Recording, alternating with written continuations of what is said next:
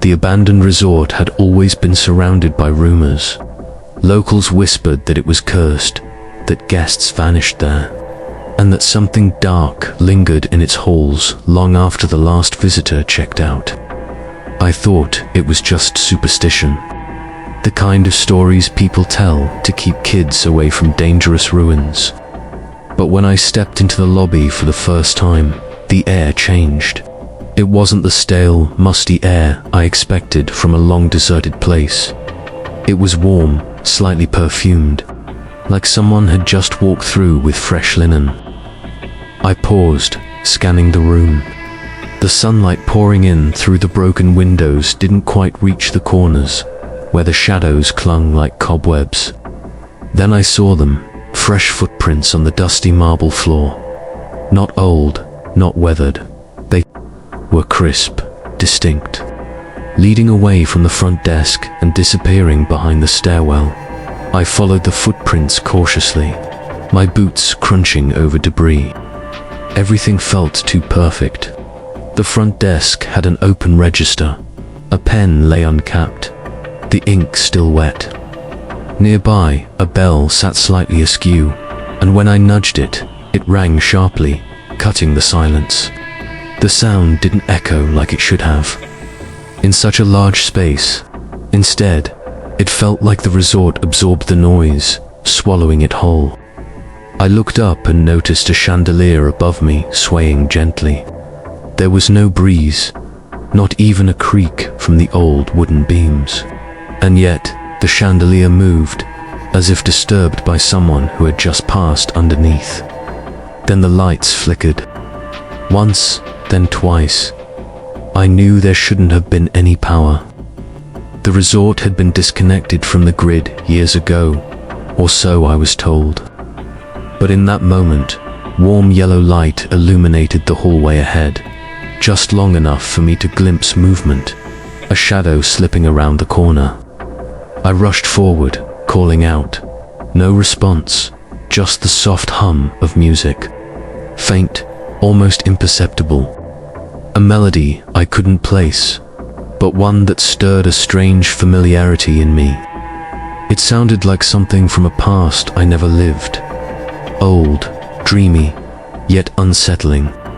The kind of music you'd hear playing in an old ballroom during a time when ghosts still danced with the living. The hallway led to the lounge. Plush velvet chairs sat around dusty coffee tables, and thick curtains hung heavy over cracked windows. I touched one of the chairs. It was warm, like someone had just risen from it. I leaned in, and I swear I caught the faint scent of perfume, jasmine, or maybe lavender. On the table was a half-filled glass of wine, still glistening, as if recently poured. My heart started racing. This wasn't right. This wasn't abandoned. Or, if it was, something was still maintaining it. I turned to leave, but the lobby behind me had shifted. The path I'd taken was gone. In its place, another hallway, one I didn't recognize. My phone, which had full signal outside, now blinked with a dead screen. No bars, no battery percentage, just black. I could feel the walls around me breathing. Not literally, of course, but there was this slow, rhythmic pressure in the air, like the entire building had lungs. It exhaled warmth, then inhaled cold. And every time the temperature shifted, I felt like I was being watched. I called out again, louder this time. Hello, is anyone here? Silence. Then the music started again, louder, the same haunting melody, now echoing from above. I climbed the staircase, compelled more by instinct than logic. The carpet under my feet was clean. No dust, no debris, just soft, well-kept fabric. I reached the landing and saw a hallway of rooms. Their doors were numbered in gold, each slightly. Ajar, room 207 caught my eye. The door wide open, lights glowing inside. I stepped in. The room was immaculate. A suitcase lay open on the bed, clothes neatly folded inside. The TV played static, and on the nightstand sat a picture frame. I picked it up, my breath caught in my throat. It was a photo of me, not old, not from years ago, but one I didn't remember taking.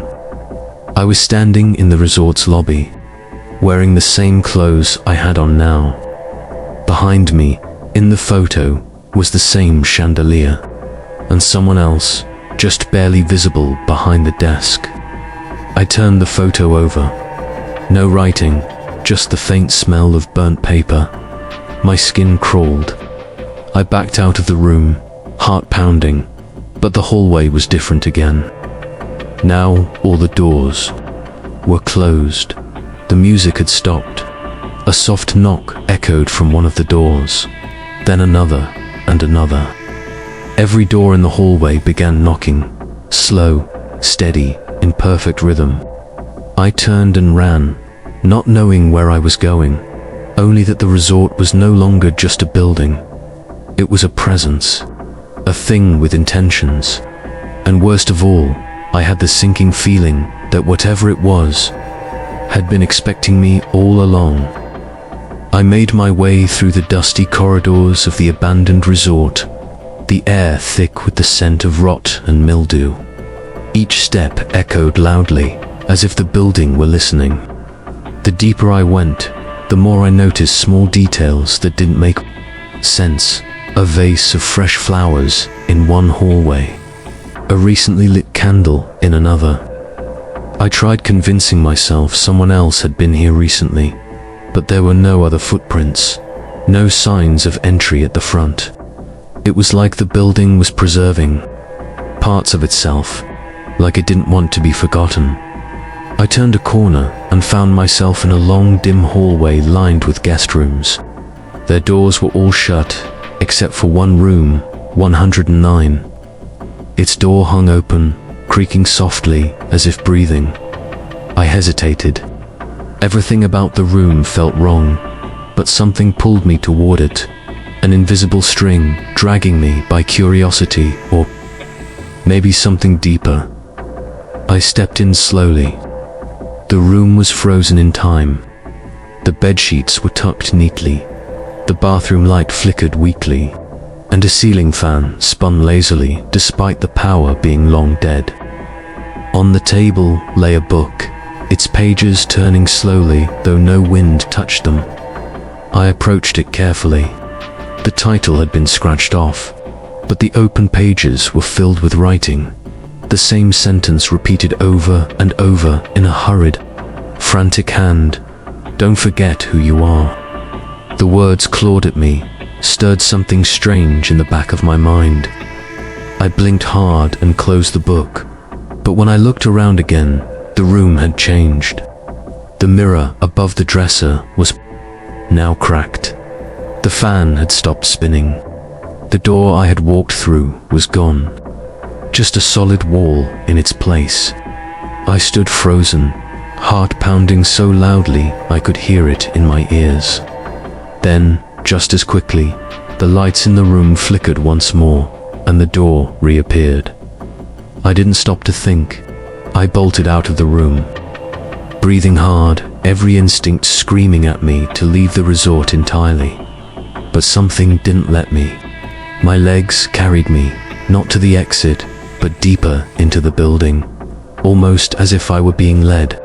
The hallway ended at a pair of grand wooden doors, slightly ajar. I pushed them open and entered what must have once been the ballroom. Its grandeur was suffocating. Chandeliers dangled in silence, their crystals stained with dust and age. Velvet drapes framed cracked windows, and the floor was polished, oddly pristine. A long table stood at the center, laid with plates and goblets, all filled with untouched food. It looked like a banquet was moments away from beginning. I walked the length of the table, running my fingers over the cool silverware.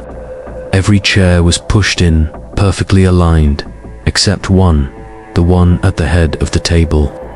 It was pulled back slightly, like someone had recently risen from it. Then I heard footsteps behind me, slow, deliberate. I spun around, but no one was there, just the sound, still coming. Closer now, I backed away from the table, eyes wide, searching every corner of the room. The chandelier above me suddenly shook. Not gently, violently, as if something had leaped onto it. I stepped back toward the entrance, but the doors I'd come through slammed shut on their own. The sound booming like thunder. A cold gust blew through the room. I turned again and found myself face to face with a mirror hanging on the far wall. Only, it didn't reflect the ballroom behind me. Instead, it showed a different place, a hallway I hadn't seen before, and in it, someone walking slowly away. They looked familiar, but I couldn't place them. As I stared, the person turned around, looked directly at me through the glass, and smiled. It was me, but it wasn't me. The eyes were hollow, dark, something ancient behind them. Then, the mirror shattered. I stumbled backward, falling to the ground. The moment I hit the floor, everything stopped. Silence filled the room again. The chandelier was still. The air was still. I slowly got up, glass crunching under my shoes. The door to the ballroom now stood open again. I stepped out, my legs weak beneath me, and found the hallway had changed. Again. There were no windows, no rooms, just walls that stretched out ahead and behind.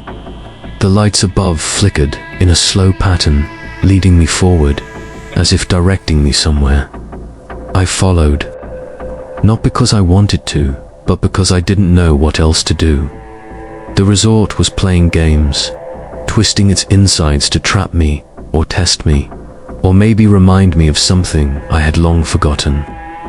The deeper I went, the more the air felt alive. It wasn't just a building anymore. It was a mind, and I was walking through its memories. Or mine, I wasn't sure anymore. Everything I saw felt familiar and foreign at once. A strange blend of déjà vu and nightmare. I was no longer just exploring the resort. I was being absorbed by it. And it knew exactly what it was doing.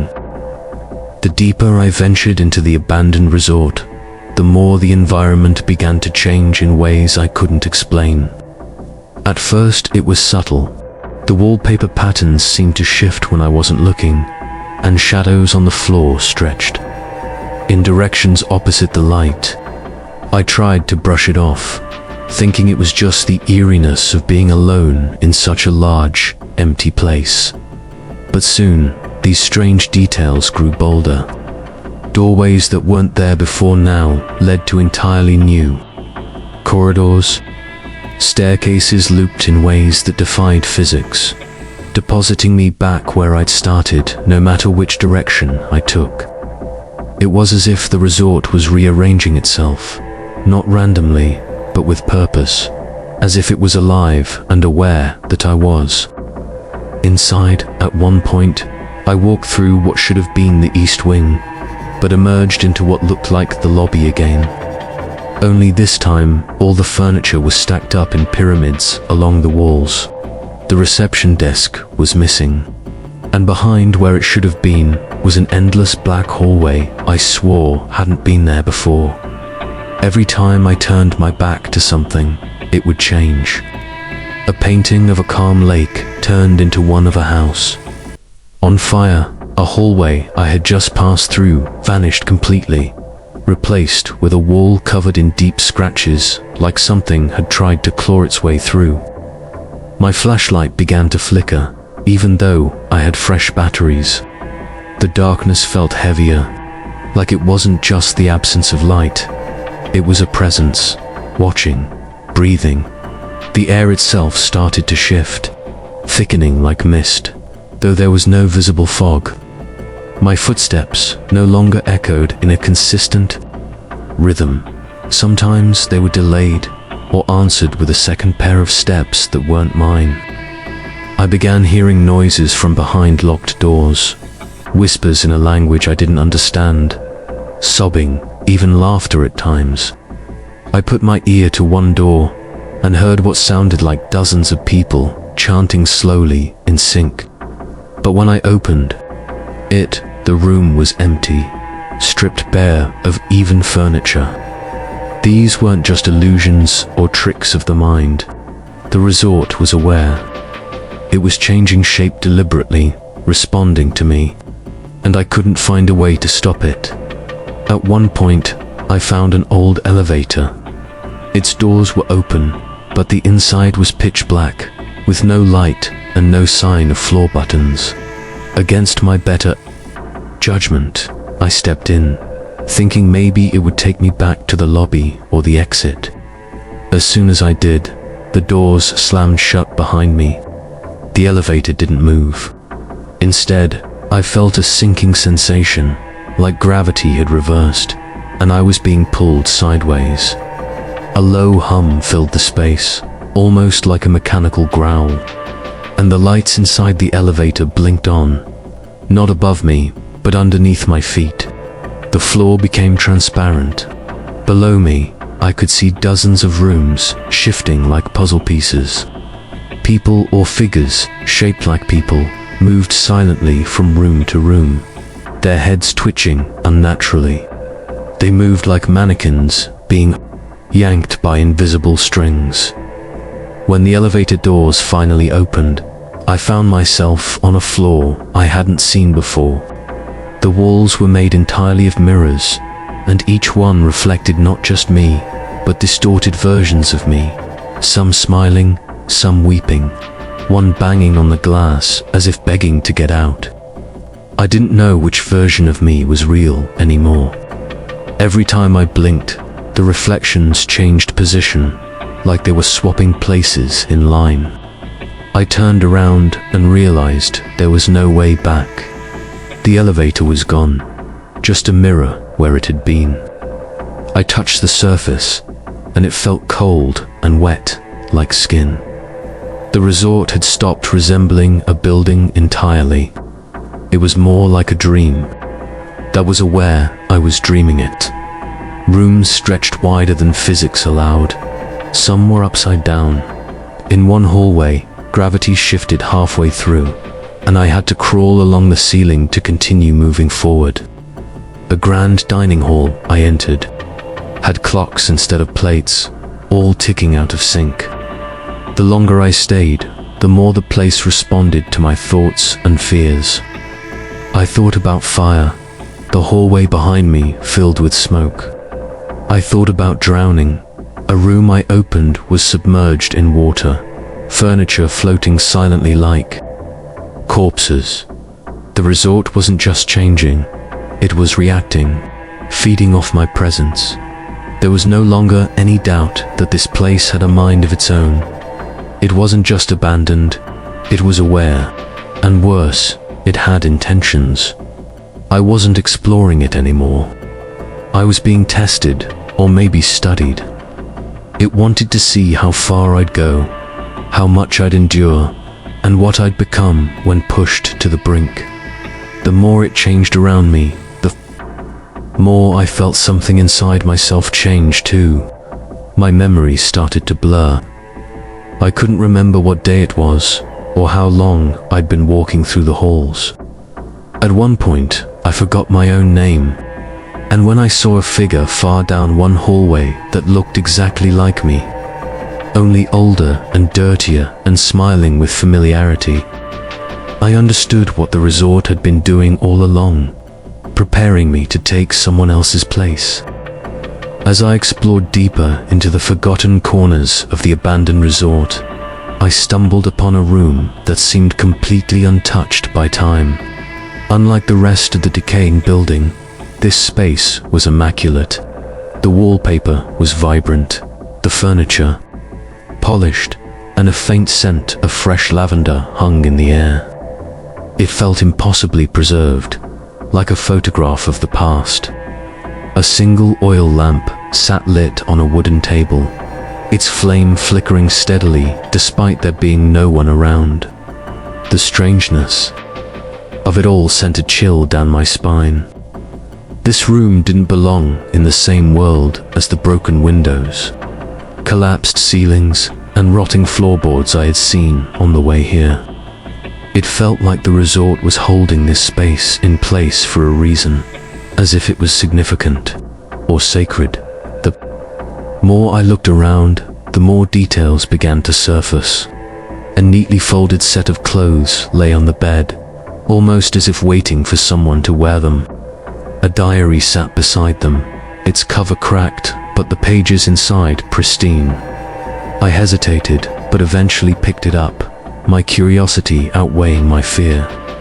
The entries were dated over 50 years ago, but they read like they had been written yesterday. They were filled with disturbing descriptions of dreams. The writer kept having dreams of the resort changing, growing darker, alive with voices and doors that appeared only at night. The writer spoke about the building, listening, about waking up in different rooms than the one they had fallen asleep in, and about seeing themselves watching from the mirrors. The last entry was dated exactly 50 years before the day I arrived, and it ended mid-sentence. I think tonight is the night, the resort, finally. Suddenly, I heard the door behind me creak shut. I turned around, but no one was there. The once lit oil lamp had gone out, plunging the room into a thick, silent darkness. I fumbled with my flashlight, but when I turned it on, the room looked completely different. The walls were now cracked and faded, like the rest of the resort. The bed collapsed, and the diary was nothing but a stack of moldy paper. It was as if the room had aged 50 years in a matter of seconds, or I had been pulled into a different version of it altogether. I rushed out in a panic, only to find the hallway had changed. It was longer now, far longer than it had been when I entered the room, and it was lined with identical doors. Every door had the same number, 313. I opened one, then another, and another. Each time I found the same exact room behind it, a copy of the preserved room I had first entered, frozen in the same eerie perfection. But in every version, the diary on the bed had a different last entry. In one, the writer said they could hear someone breathing behind the walls. In another, they mentioned a shadow that followed them from room to room. And in yet another, they wrote that the resort had promised them eternal life, but only if they stayed. The more rooms I opened, the more fragmented reality became. I could no longer tell if I was walking in circles or stepping deeper into a maze crafted by something far more intelligent than me. Eventually, I found a version of the room with something new. Someone was lying in the bed. At first I thought it was a mannequin or a preserved corpse, but as I crept closer, I saw its chest rise and fall in shallow breaths. It was a man, maybe in his 30s, covered in dust, as if he hadn't moved in decades. His eyes opened suddenly, revealing completely white irises. He looked directly at me and whispered a single word: "Run." Before I could react, the lamp in the room exploded, plunging me into darkness again. I didn't wait. I bolted from the room and kept running, ignoring the endless rows of doors, ignoring the shifting walls, ignoring the voices that began to rise from every direction. I don't know how long I ran, or how I eventually escaped that floor, but when I finally stumbled into a new part of the resort, everything had changed again. The ceiling had disappeared, revealing a black sky with no stars. The floor was tiled with what looked like shattered glass, and each step echoed louder than the last. At the end of the hallway stood another door, larger than the rest, with symbols I couldn't read carved into the wood. It looked ancient. I didn't want to open it, but I had the overwhelming sense that I had to. Behind me, I could hear doors creaking open in rapid succession. Something was coming. Something that had been following me since I found that preserved room. When I opened the final door, there was nothing but a blinding white light. No floor, no ceiling, just light, and a voice that wasn't a voice at all. It was inside my head, inside my bones. It asked me one question: will you stay? I turned back, but there was no way out. The door was gone. The hallway behind me no longer existed. I wasn't inside a resort anymore. I was somewhere else entirely, somewhere beneath or beyond it, a place that the diary had warned about. The preserved room hadn't been a trap. It had been a portal, a point of no return. And by stepping into it, I had accepted something I didn't understand. I wasn't just a visitor anymore. I was part of the resort now. I finally found a way out, or so I thought. After what felt like hours stumbling through endless hallways that never stayed the same for more than a few minutes. I saw something new and old, vine-covered exit sign faintly glowing in the distance. The air was thick and hard to breathe, and the walls around me pulsed slightly, almost like they were alive, reacting to my footsteps. But the sign was real ore. At least it felt real, and it gave me hope, the first spark of it since I'd entered. The resort, my legs moved faster than my thoughts, driven purely by instinct and desperation. The corridors seemed to stretch longer the closer I got to the exit, but I pushed through the dread sinking in my chest. I needed to leave before this place swallowed me whole. When I reached the door beneath the glowing sign, I didn't even stop to think. I shoved it open and stepped out, expecting cold night air or the rustling of trees outside. But instead, I stepped into a mirror image of the exact hallway I had just left. Same peeling wallpaper, same flickering lights, same long corridor that looked like it would go on forever. I spun around in confusion, and to my horror, the door I came through had vanished. My breath caught in my throat. It was like the resort had reset itself, reshuffling its insides to trap me deeper. That exit sign was no exit. It was bait. I wasn't closer to escaping. I was being pulled further into something that didn't want me to leave. As I walked slowly, the walls began to show reflections, not glass or mirrors, but liquid-like surfaces where I could see myself moving. But my reflection didn't mimic me perfectly. It was slightly off, a second behind, then two. Then it began doing things I wasn't doing, smiling when I wasn't, lifting its hand when mine stayed still. I backed away, horrified, but the distorted version of me remained fixed in the moving surface, watching with eyes that glowed faintly red. When I turned to run, every surface along the hallway showed more of those twisted reflections, some screaming silently, some banging against invisible glass, others pointing deeper into the resort. It felt like the resort was showing me what I could become if I stayed a version of myself, trapped forever, twisted and hollow at the end of that corridor. I found a spiral staircase that led downward. With no other choice, I took it. The further I descended, the quieter everything became. No more creaking floorboards, no more shifting walls, just a deep, unnatural silence that pressed against my eardrums like water.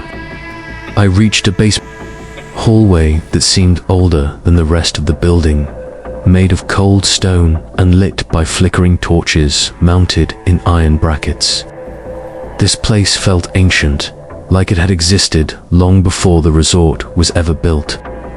At the far end of the hallway stood a large, rusted metal door with bolts across it and words scratched violently into its surface. It never lets go. Despite every part of me screaming not to, I undid the bolts and opened the door. Inside was a massive room, round and cathedral-like, with a high ceiling and murals painted in blood-colored strokes on the walls. Strange symbols glowed faintly. Across the floor, forming a massive circle that pulsed like a heartbeat. And in the center was a chair, an old her-backed chair, facing away from me. I called out, unsure if I wanted an answer. Slowly, the chair turned. There was a man sitting there, or what used to be one. His face was withered, almost mummified, but his eyes were open and locked onto mine. He whispered, "You're the first one to make it this far." He told me he had come to the resort in 1973. He had been drawn in by the same pull. I had felt a strange urge to explore it, to uncover its mystery. But the resort didn't just trap people, it studied them. It lured in those curious enough to look and clever enough to survive the first layers of illusion.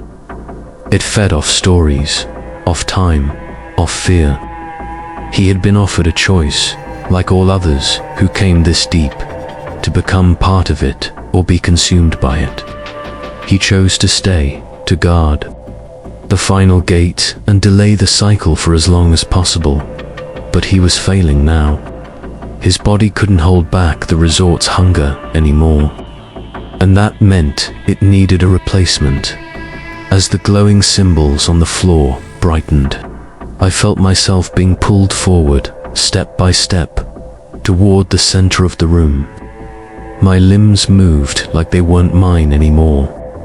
The man, whatever was left of him, smiled with an expression filled with both sorrow and relief. "Now you understand," he said. "No one escapes. We just take turns." My vision blurred. The symbols wrapped around my legs like chains made of light. I screamed, but the sound was swallowed by the room, by the resort, by whatever lived beneath it all. Then, silence. When I opened my eyes again, I was sitting in the chair, staring into the dark hallway. The torches flickered. The door closed on its own, and I understood fully now. I was the new gatekeeper. The resort had taken me. My time was over. Now I had to wait until someone else wandered too far inside.